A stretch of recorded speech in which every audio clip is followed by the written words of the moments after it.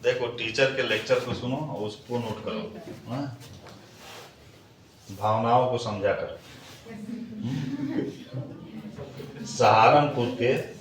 सहारनपुर जिले में एक चोटी है शिवालिक श्रेणी की जिसका नाम है अमसोट।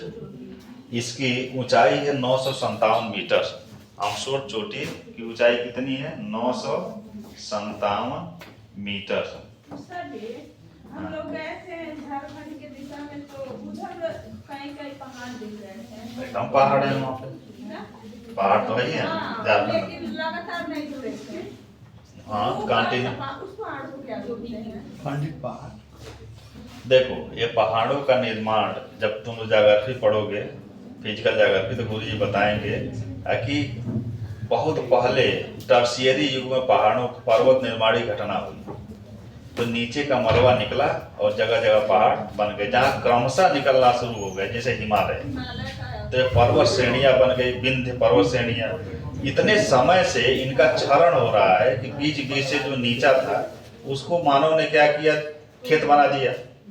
जब खेत बना दिया तो ऊंचाई जो बचा है वो बचा रह गया, जो बीच का एरिया है वो खेत बन गया। दशरथ माझी जैसे लोग बहुत लोग पैदा हुए होंगे, है कि नहीं? आज के युग में दशरथ माझी देख रहे हो, 14 साल में जो पहाड़े काट दिया, एक व्यक्ति किसी का बिना सहारा लिए रास्ता बना दिया। अब तो डायनामाइट है। डायनामाइट दशरथ माझी के समय भी था, लेकिन भाई वो एक आम गांव का आदमी है, अवासिक था, इतना बड़ा आशिक कि बीवी मर गई। अब उस पहाड़ को ही देखो, दशरथ माझी पिक्चर आया, चैलेंज करता है। देख कौन कौन दशरथ माझी पिक्चर देखा है? चैलेंज करता है कि नहीं? जब तक तोड़ेंगे नहीं तब तक छोड़ेंगे नहीं। चलिए, अमसोट चोटी जो 957 मीटर है, यह उत्तर प्रदेश की सर्वोच्च चोटी है। उत्तर प्रदेश की सर्वोच्च चोटी।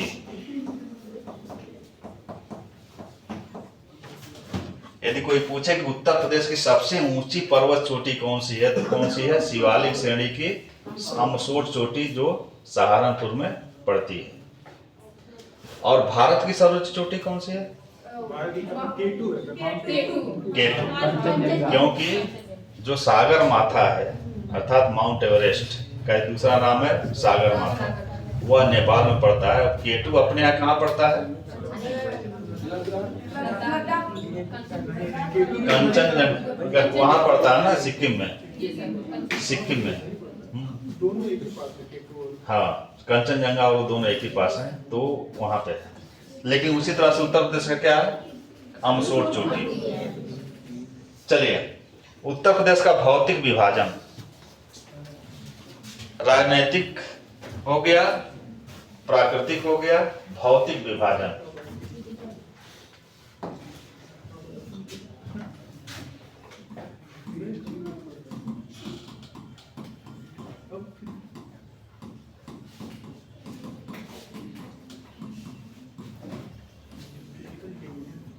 भौतिक विभाजन भेज दियो फटुआ हमारे पे। उत्तर प्रदेश का उसे लियो लियो ना। उत्तर प्रदेश का भौतिक विभाजन। उत्तराखंड राज्य के गठन के बाद, आगे लिखो, उत्तराखंड राज्य के गठन के बाद उत्तर प्रदेश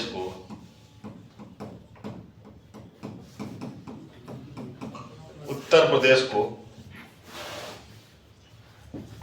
मुख्यतः 3 भौगोलिक क्षेत्रों में बांटा जाता है। उत्तर प्रदेश को मुख्यतः 3 भौगोलिक क्षेत्रों में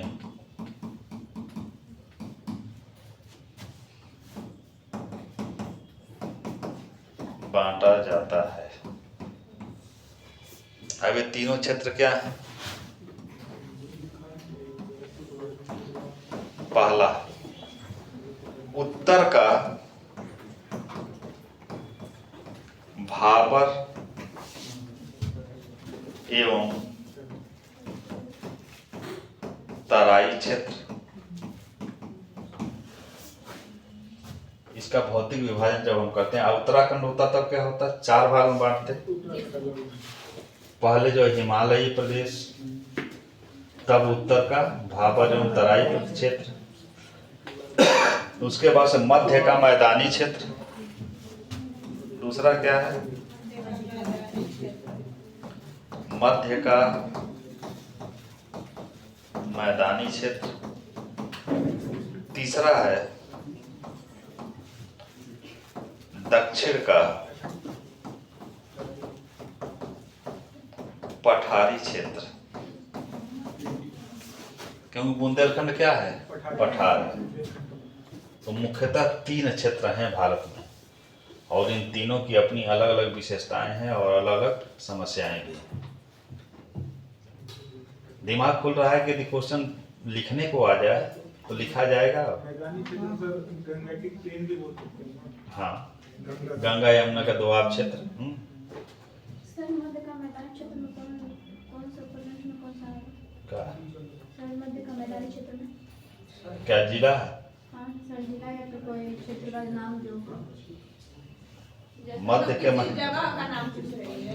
मध्य के मैदानी क्षेत्र में तू मान लो अवध प्रांत, या लखनऊ वगैरह पकड़े हुए सब, कुल मिला के गंगा और यमुना के बीच का क्षेत्र, दोआब वाला दोआबा क्षेत्र। हाँ तो बताएंगे। अभी तो ये उत्तर प्रदेश खुल रहा है यार, उत्तर प्रदेश अभी खोल रहा हूँ कि मानो कि कितने कितने इसके जो है एस्पेक्ट हैं, किस किस तरह के हम पढ़ेंगे तो उत्तर प्रदेश जो है एकदम प्री और मैं दोनों के लिए एकदम पुख्ता तैयार हो जाएगा, कुछ भी छोड़ूंगा नहीं। चलिए पहला लेके चलते हैं इसको, उत्तर का भाबर एवं तराई क्षेत्र। क्या बज रहा है? 1 बज गया क्या? चलो तब एक पॉइंट खत्म हो जाएगा। पहला क्या हम लिखवाए थे? उत्तर का भाबर एवं तराई क्षेत्र। तो इसमें पहला है भाबर और दूसरा है तराई, है ना, 2 शब्दों का है। इन दोनों का ये अलग अलग अपनी विशेषता है। भाबर उस क्षेत्र को कहेंगे जहां पे नदियां ऊपर नहीं दिखाई देंगी। अब ऊपर क्यों नहीं दिखाई देंगी? इसलिए कि ये पूरा ये भाबर क्षेत्र ही कंकरीली पथरीली मिट्टी से बना हुआ है, कंकड़ पत्थर से बना हुआ, तो इसलिए नीचे नीचे नदियां बह के चली जाती हैं और तराई क्षेत्र में प्रकट हो जाती हैं। क्लियर? और ये उत्तर प्रदेश के सबसे उत्तरी क्षेत्र में है। उत्तर प्रदेश के सबसे उत्तरी क्षेत्र को भाबर क्षेत्र कहते हैं। उत्तर प्रदेश के सबसे उत्तरी क्षेत्र को क्या कहते हैं? भाबर, भाबर क्षेत्र कहा जाता है। और भाबर क्षेत्र की विशेषताएं, भाबर क्षेत्र की क्या विशेषता है? विशेषता क्यों इसको हम भाबर कहते हैं? इसलिए सर कि पहले यहाँ नदियाँ थी, लेकिन अब ये जैसे बांगर और ये नहीं बिल्कुल अब भी है, वो कॉन्सेप्ट ना लगाओ, कंफ्यूज हो जाओगे। वो बांगर वाला कॉन्सेप्ट अलग है। नदियां पहले वहां अब बाढ़ का पानी लेके आती थी, अब बाढ़ का पानी नहीं आता है तो बांगर कहा जाता है। और खादर क्षेत्र वो है जहाँ पे नदियां अभी हर साल पानी लेके आती हैं। ये भाबर और तराई है। तो इसको जो है यही कंफ्यूजन जो है ना आगे चल के पेपर में बहुत बड़ी कंफ्यूजन पैदा करता है। भाबर है कि भाभर है? बर, भाबर, बर। विशेषता क्या है? विशेषता में पहली है कि यहाँ की मिट्टी कंकरीली एवं पथरीली होती है। क्यों ऐसा होता है? कभी भी भाबर का निर्माण वहीं होगा जहां पे कोई बहुत बड़ा पर्वत श्रेणी हो। उसके जो खंडित जो चीजें होती हैं वह जब नीचे आके जो जम जाता है तो उससे बन जाता है भाबर। कंकरीली और पथरीली, अभी मिट्टी नहीं बनी है, ऊपर जो है जो छोटी छोटी गिट्टी टाइप का, जो बजरी टाइप का, ये पूरा बना रहता है। अगली विशेषता, जब मिट्टी ही कंकरीली पथरीली है तो यह कृषि के लिए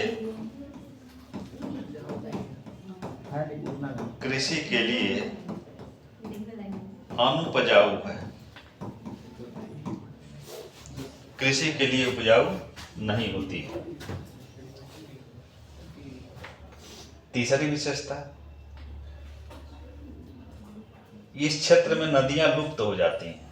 पर्वत पे तो दिखाई देंगी, लेकिन इस क्षेत्र में जब आएंगी तो लुप्त हो जाएंगी या फिर दिखाई देंगी कहाँ? तराई क्षेत्र। कृषि के लिए अनुपजाऊ है। तीसरी विशेषता, इस क्षेत्र में नदियां लुप्त हो जाती हैं। नदी ऊपर नहीं दिखाई देती है, नीचे नीचे नदी बहती है। और जब नीचे नीचे नदी बहती है तो कुछ आकृतियों का निर्माण करती है, कुछ आकृतियों का निर्माण करती है। जैसे जलोढ़ पंख, जागृति वाले गुरु जी ये सारी चीजों को पढ़ाएंगे, कायदे से पूछते जाना। मैं दिमाग में सारी चीजों को डाल दे रहा हूँ कि जागृति जब पढ़ाने आएंगे तो ये सब पूछते रहना, वो डिटेल से बताएंगे। जलोढ़ पंख आकृतियों का निर्माण होता है, कुछ आकृतियां बनाती हैं ये नदियां, जिसमें एक होता है पहला जलोढ़ पंख। ये जलोढ़ पंख क्या होता है? जैसे नदियां कहीं कहीं जो प्रकट होके काटती है, कुछ ऐसी एरिया को बना देती हैं, वहां पानी भर देती हैं। वो जैसे दूर से पंख टाइप का दिखाई देता है, तो इसीलिए उसको कहते हैं जलोढ़ पंख। पक्षी के पांख के समान एक जल की आकृति बनती है, तो उसको कहते हैं जलोढ़ पंख। जलोढ़ शंकु, दूसरी आकृति क्या है? जलोढ़ शंकु। शंकु तो आप लोग पढ़े ही होंगे। तीसरी आकृति क्या है? गोखुर झील।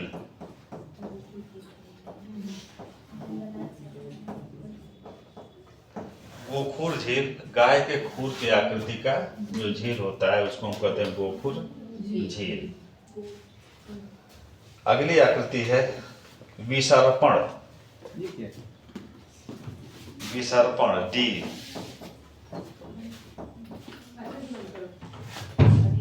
विसर्पण,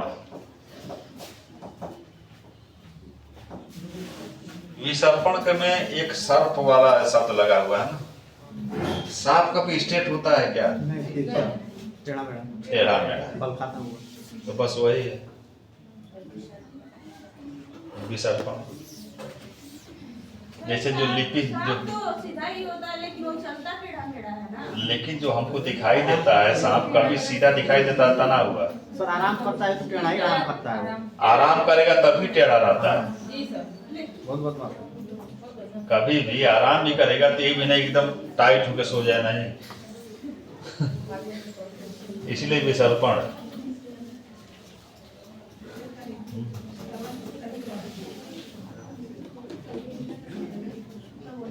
सिंधु घाटी सभ्यता की लिपि कौन सी थी?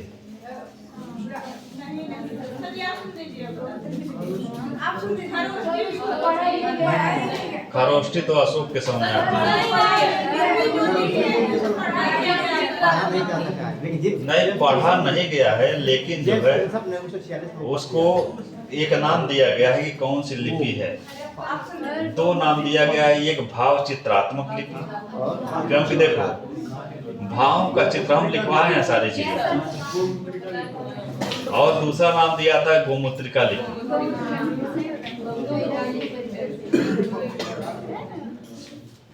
और गोमूत्रिका ही विसर्पण है। अच्छा जी, हम लोग बैल देखो, गाय चलते समय सुसु नहीं करती है, लेकिन बैल कभी खड़ा होकर सुसु नहीं करता है, वो चलते समय करेगा।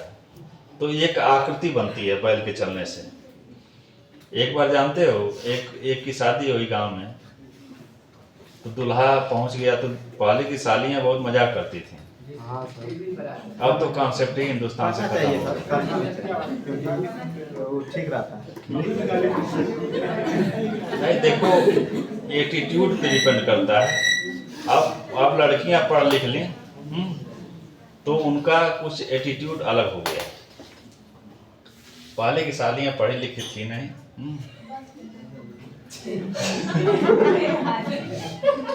अब जीजा आ गए तो जीजा के पीछे जो है एकदम फिर सर, अब जीजा लोगों का उतना भाव है नहीं, अब नहीं भाव। उसके पीछे मात्र शिक्षा है। शिक्षा जीजाओं के जो है तानाशाही रूप को बदल दिया, खत्म कर दिया। नहीं तो पहले जीजा अगर जो दरवाजे पे आ गए तो फिर समझ लो कि कुछ ना कुछ है। अब ट्रांसफर हो गया। अब इस तरह से पंचायत सीरीज में एक जीजा हैं, पंचायत सीरीज वाले जो जीजा हैं ना, उसी तरह के पहले के सब जीजा होते थे। तो जीजा पहुंच गए आंगन में खीर खाने के लिए, सालियां जीजा से कहें कि आप जो है कुछ लिखिए, शेर व शायरी ही कुछ लिखिए, लेकिन लिखिए। आज जीजा थे एकदम वही मसी कागज छुओ नहीं, कलम गई नहीं हाथ। कभी कागज और उसे वो था नहीं, वो थे किसान प्योर बैलगाड़ी वाले। अब जीजा परेशान होके अब जो देखे तो वही बना दिए। अनजाने में सिंधु घाटी सभ्यता की लिपि लिख दिए।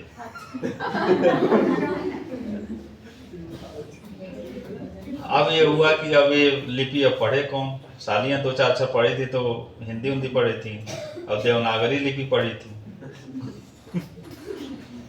फिर गांव में एक वीडियो साहब थे, उनको बुलाया गया कि देखिए ये दामाद जी लिखे हैं, तो कहेंगे कुछ नहीं, इनका प्रोफेशन है, जहां तक इनसे पूछिएगा आप लोग, ये बैल आंकते होंगे। ये गोमूत्रिका लिपि में शायर लिख दिए हैं। चलो, तो ये यहाँ की विशेषता है। विसर्पण बनाती हैं नदियां, गोकुर झील बनाती हैं, जरूर शंख बनाती हैं, जरूर पंख बनाती हैं। ये जो है भाबर क्षेत्र का विस्तार, आगे लिखो, भाबर क्षेत्र का विस्तार। तराई अभी आएगा ना, भाबर के दक्षिण तराई आएगा सटे हुए, तो बीच में कैसे पढ़ा दें बताओ? एक क्रम से ठीक रहेगा ना। लिखो, भाबर क्षेत्र का विस्तार, भाबर क्षेत्र का विस्तार, भाबर क्षेत्र का विस्तार उत्तर प्रदेश के सहारनपुर, उत्तर प्रदेश के सहारनपुर,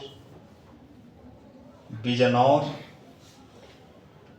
पीलीभीत, सहारनपुर, बिजनौर, पीलीभीत, शाहजहांपुर, पीलीभीत, शाहजहांपुर एवं लखीमपुर खीरी जनपदों में है, एवं लखीमपुर खीरी जनपदों में है।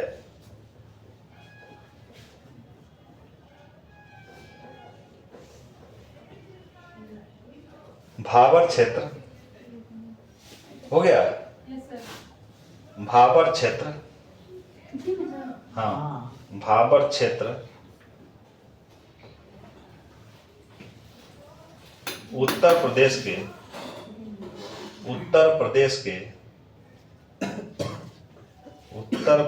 के सबसे उत्तरी क्षेत्र में, उत्तर प्रदेश के सबसे उत्तरी क्षेत्र में पश्चिम से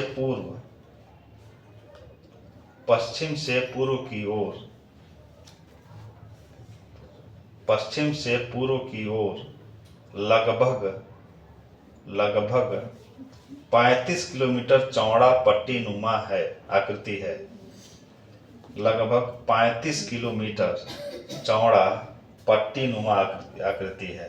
सबसे उत्तर में 35 किलोमीटर, लगभग 35 किलोमीटर चौड़ा पट्टी नुमा आकृति है। अर्थात इस तरह से है, जैसे मान लो उत्तर प्रदेश ऐसे ही तो है, इसी तरह से 35 किलोमीटर की एक पट्टी जो बनती है एकदम उत्तर में, यही है आपका जो है 35 किलोमीटर, ये चौड़ाई है 35 किलोमीटर, ये चौड़ाई पट्टी की 35 किलोमीटर भाबर क्षेत्र है। तो ये भाबर क्षेत्र की विशेषता देख लिए, भाबर क्षेत्र की अवस्थिति देख लिए। अब यहाँ पे विचार करो कि भाबर क्षेत्र में दिक्कत क्या हो सकती है। नहीं, पानी की तो कोई समस्या नहीं। पानी तो यार नदी जब नीचे है सब, तो पानी बहुत है। कृषि की दिक्कत उसमें ज्यादा होगी। सबसे मूल समस्या क्या है? कृषि। और मिट्टी जब उस तरह की कंकरीली पथरीली है, तो ऐसी एरिया में हम कर क्या सकते हैं? जैसे कि यही नहीं होता है, अगर समस्या पर दिखा दिया, हम क्या करें? जैसे कि एक ट्रेंड होता है लिखने का, आगे की राह, आगे हम क्या करें कि इस क्षेत्र का विकास हो जाए, क्या इंडस्ट्री लगाएं? सबसे बड़ी बात ऐसे क्षेत्र में देखो, सीमेंट, ऐसे क्षेत्र में हम पर्यटन को डेवलप करें।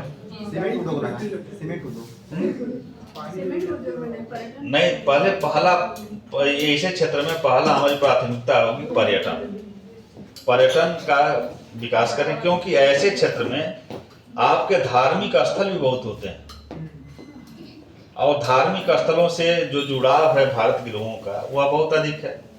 प्राकृतिक रूप से ये सुंदर है, क्योंकि यहाँ पे जंगल भी है, जल भी है, स्वच्छ जल है, जंगल है, और जो पारिस्थितिकी वो क्या है, क्या नाम है, जीव जंतुओं की अधिकता भी यहाँ पे पाई जाती है। तो पर्यटन से रिलेटेड चीज़ों का हम डेवलप करें, और साथ में सीमेंट